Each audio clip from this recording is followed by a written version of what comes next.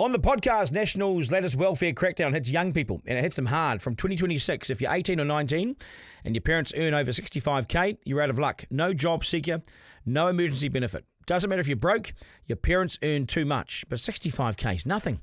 And National has just let down a whole pile of its own supporters by pulling the rug from under them. Have they thought about this? Let's go. Are we paying these people to front up, or are we paying them to fly to Wellington to eat their lunch? Should you really lose your career for refusing to take part in a 90-minute lesson about Māori culture? This government doesn't actually have any idea how to get economic growth. Show us what you made of, Prime Minister. Editor-in-Chief with Duncan Garner. Duncan Garner, Editor-in-Chief, proudly sponsored by the Brothers Green. Unlock the innate power of New Zealand botanicals to support your mobility. Try the Brothers Green New Zealand Move Joint Support Tonic and join over 20,000 other Kiwis experiencing easier movement. For as little as $1 a day, you too can experience the power of New Zealand hemp seed oil for your joint health. Head to brothersgreen.co and use code DG20 at the checkout for 20% off your first order. It's a good one. Always read the label. Take as directed. Supplementary, of course, to a balanced diet. The Brothers Green, Christchurch. Okay, welcome to the podcast. I'm Duncan Garner, Editor-in-Chief, and please subscribe. And also, if you text my name, Duncan, to 3598 for just $7.99 a month, you will join Team Duncan, and it unlocks bonus episodes, interviews, Ask Me Anything sessions, and crucially, your support keeps us on air. For those who, and I understand if you can't afford to pay, or if you don't want to, and this podcast is still free. Okay, it's just the subscription service is just a bit extra.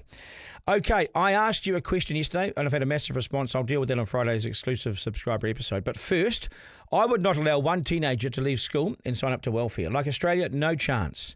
More than a decade of taxpayer-funded investment in your education and you walk out and sign up to the dole. No way, not ever.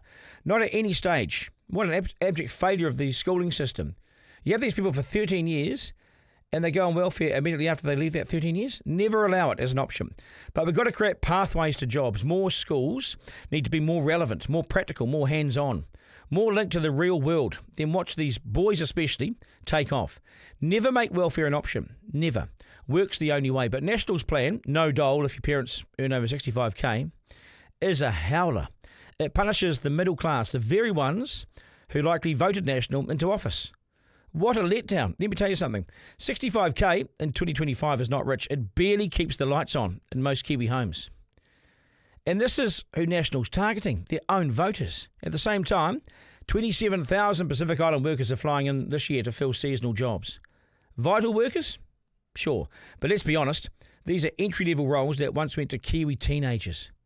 Like me. We did these jobs. We say find work, but where? You want to fix youth welfare? The answer is our schools. Get that right. Start before they ever need welfare. So let's go. Okay, so National wants fewer young people on welfare. Fair enough, me too. And I urge you to hear my entire argument before writing me off as well here. But before we throw them under the bus, let's ask the real question. Where are the jobs for them to go to? Where are the jobs for these teenagers to go to? Serve up a disaster of an economy, flood the place with migrants and seasonal workers, then say to our kids, get a bloody job or we'll punish you. And your parents. That's the reality of this policy. And it's worse, actually. Intergenerational benefit-dependent families and seriously low-income families, they won't be hit here. But start to get ahead, and National flies in and whacks you hard, takes away all your support, and says, kid, you're on your own because your parents earn 65K. What happened to rewarding success and ambition? The real disaster with this policy is National is smacking its own voters right in the nose. How did its MPs and advisors not see this? Did the PM see this? And where are these jobs you talk about? 4,000 people recently applied for a receptionist role at a vet in Auckland. Getting a job is like winning lotto right now. Certainly the odds appear about the same. How did Christopher Luxon ever agree to this? Did he merely just get handed the announcement and read it like a robot? Here's your issue. Jobs we used to do as teenagers are gone, taken by immigrants and seasonal workers. Because while teenagers are being told to get off the benefit or face sanctions, this year, Here's a crux. This year, 27,000 workers from the Pacific Island under the RSE scheme are flying into New Zealand to fill jobs that apparently we're not giving to our own people. From 1,200 when this kicked off, I was there when it kicked off, 1,200 people from the islands. It was 20 years ago. Now it's got up to 27,000 of these workers coming from the islands. Those are Kiwi jobs we no longer do. 27,000 of them. Add in the tens of thousands of immigrant families coming into New Zealand, and young Kiwis just got shut out of their own country. We're told to go to work, but show me the jobs. Forget show me the money, show me the jobs. I overheard a conversation yesterday, a Kiwi student asking a cafe owner, this is down at St Luke's, asking a cafe owner for a job. And the woman running the cafe said, we don't need workers right now. We're not hiring. The cafe was empty. The food cabinet was full. Where's the economic activity? So, are we serious about fixing youth unemployment or just serious about looking tough? This is sloganeering. Here's the plan. So, no job seeker or emergency benefit for 18 and 19-year-olds if their parents earn over $65,000. Whoop-dee. Unless they're estranged or have kids themselves. So that's a bit of a security there. 6 monthly benefit reapplications instead of the annual ones. There'll be traffic light system of penalties for those who miss obligations. National loves traffic lights. They love traffic lights. Special payment cards to control spending. That'll all be there. That come under Paula Bennett today anyway. Youth benefits will be tied to education, parenting and budgeting courses. Well, they should be anyway.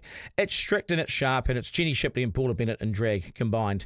It's the 1999 Code of Social Responsibility all over again. Do you remember that? But it's worse on two fronts. This is the worst recession that we have faced. And National just had its own voters right in the mouth. And then there's the obvious flaw. You can't push kids into jobs that don't exist, or that they never get a shot at. It's impossible. And immigration is the elephant in the room here. It really is. This year, as I've said already, 27,000 seasonal workers are coming in from the Pacific Islands under the RSE scheme. That's on top of record immigration numbers across other sectors. These workers are vital for industries like horticulture. Yep, sure. But let's not pretend they don't compete with entry-level Kiwis for jobs in fruit picking, hospitality, cleaning and construction. They do, and they're taking these jobs. We're telling young people, get off your ass and get to work. But then we flood the labour market with offshore workers willing to take minimum wage or under, or much less than that, with no training required. So what exactly are we expecting from our kids? To show up where? To apply for what? To compete with who? This policy punishes the wrong people, and it gets worse. That 65k income limit on youth benefits isn't targeting the wealthy. It's targeting hard-working, everyday Kiwis, the ones who backed National expecting policies that rewarded responsibility. So you break out of that benefit zone, you get your first job, you go through the minimum wage and you get into over 65k plus, and National says you're rich and you can look after that 19-year-old. Well, really? 65k might cover a single income in a small town. Try doing that in Auckland with a mortgage and teenage kids. Now you're telling those parents your child can't get support because you earn too much.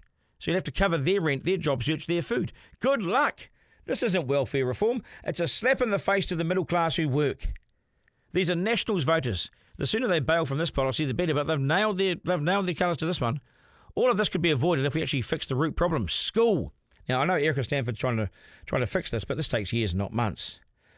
We let thousands of students walk out the front gate every year with no qualifications, no plan, and no purpose, no pathway. And then we're shocked when they turn up at the welfare office. No, you can't have that. What's wrong with you? What happened to relevant learning? How to budget, apply for a job, get a flat? The real stuff in life. Work-based training in trades, IT, logistics and care industries. Why don't we put some of this into schools? Career coaching for kids who aren't heading to university. And there are heaps of them. Helping them find their why. What do they actually want in the future? You give me a kid and I'll ask them the question, what do you like doing? How often do we ask that? I've seen kids who have no interest in university or academia, but you give them something they're interested in, they tell you what they're interested in, and you put it in front of them, and they thrive. We don't need more threats, we need more chances. No student should leave school without a pathway. You don't let them go.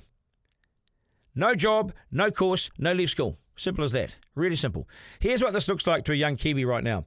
There's no support unless your parents are poor enough.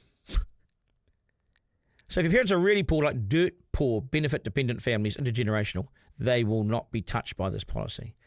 But slightly get ahead and you get hit. There's no job around. This is how it looks because employers hire cheaper workers from overseas. Always. No training unless you already know what you want. You see, you can't train on anything. You have to know what you want now. And no one in government's listening. They're just punishing you. That's what it looks like. This is not opportunity. This is what you call a dead end. If National wants fewer kids on welfare, they need to stop closing doors and start opening real ones and the right ones in classrooms, in job markets and in policy. Is this a failure of schools and teachers?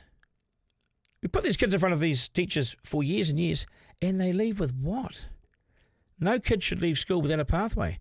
Because right now we're not just cutting off support, we're cutting off hope. National is desperate for momentum, and it's desperate to look like it's actually doing something in the middle of this deep, deep recession. But it will save just $84 million in total. The total welfare spend, if you take out the pension, don't even include the pension, you're looking at $25 billion on welfare. This is $84 million if they actually save that, if they do. It does nothing but punish. There's no serious impact on the books or the economy or on the country. This is bumper sticker politics. Slogans don't hire young people. Slogans don't fix long-term issues. And slogans don't vote for you. Especially when those slogans or voters just worked out who's really being punished here and who's really being hit. It ain't good. Okay, right. Let us to the editor now, and this is actually quite relevant. This is from A&K Pivot, who say to me, "Hi Duncan, I'm hoping you will do due diligence on the job seeker youth changes, which I've just done. Number one, they say, you're an adult in New Zealand when you turn 18. This was changed from 20 some years ago when the liquor purchase age was also changed from 20 to 18. Are you an adult or not then? Not for welfare. We continue the war, but mummy and daddy must pay for you because we won't pay you, we won't give you welfare because your parents earned 65k, it was nothing. Number two, Prime Minister Christopher Luxon cited kumara picking in the far north as a job available. This, like some other primary jobs, is completely seasonal. Also, we have in our regions job schemes for Pacific Island workers, as I've mentioned. So Kiwi orchardists cannot employ our young people. This was highlighted by a frustrated grower last year in the Hawke's Bay on national TV. Number three, many of our young people are flatting and trying to make their own way in the world. How can parents on 65k support them to be in that flat? They can't. I agree with you. Number four, there are tens of thousands of young people searching for work every day and not being employed. Many with qualifications from school and tertiary providers who are in good faith upskilled for work and have been told they now need more qualifications. Or here's the true kicker. Work experience in the field before they'll be considered for employment. You can't get the work experience. Duncan, it's a joke. How can people get that experience if employers won't employ them? I know we will bring more people in from overseas and keep putting the boot into our young people. It's disgraceful. Keep up the good work, Duncan. Regards, KP. Appreciate that. That's us, folks. Thanks for watching. Thanks for listening. Duncan at rover.nz. Of course, you can get hold of me always. Always enjoy getting your emails. Thanks to Brody and Lockie. Always appreciate it, guys. Do a wonderful job. And don't forget, please subscribe. And if you can, this will always be free. But there is a additional podcast that we're doing now. It's the subscriber service. If you text 3598, you text my name, Duncan, to 3598, and that will send you to the link. And for $7.99, it's $7.99 a month, for an entire month, you'll get my weekly newsletters, Ask Me Anything sessions, question and answer sessions, and further slam dunks and episodes that we don't put out, which are exclusive to subscribers. So if you can subscribe and help us stay around. The reason why we're asking this is because the media business has pretty largely gone belly up, if you've noticed. I'm sure you have. People don't trust the media anymore.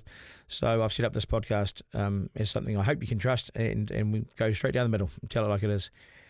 And so it costs money to do that. We've got staff and facilities and everything we've got to keep going. So the company requires that we make money. And so I've come to you to say, can you back me, please, for $7.99 a month? And we'll stay around as long as we can. The more people who subscribe, the longer we stay. And therefore, you don't have to rely on the mainstream media, because who would want to do that? Okay, folks, thanks again. Remember, life's no dress rehearsal. There is no curtain raiser. This is it. You're living in it. Okay, so enjoy the rest of your day. And thank you, of course, to the Brothers Green in Christchurch who support us and back us, and we appreciate that. God, we really appreciate it. Catch you tomorrow. Take care. Editor-in-Chief with Duncan Garner. Thanks for listening to this episode of Duncan Garner, Editor-in-Chief, sponsored by the Brothers Green. Feed your gut what it needs. Digest Gut Health Protein Powder. I use it myself. It supports natural digestion and gut health. Made with premium Canterbury-grown hemp powder and a unique blend of active kiwi fruit enzyme powder and kiwi fruit skin extract, offering natural prebiotics and a nutrient-rich profile to complement a balanced lifestyle. Always read the label. Take as directed. Supplementary, of course, to a balanced diet. The Brothers Green, Christchurch.